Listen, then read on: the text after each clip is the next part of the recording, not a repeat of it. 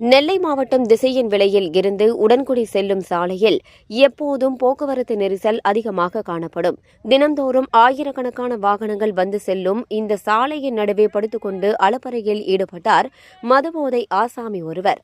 அப்போது அந்த வழியாக வந்த மினி பஸ்ஸை தடுத்து நிறுத்தியுள்ளார். இதனையடுத்து மினி பஸ் நடத்துனர் மற்றொரு நபர் உதவியுடன் மதுபோதை ஆசாமியை அங்கிருந்து அப்புறப்படுத்தினார்.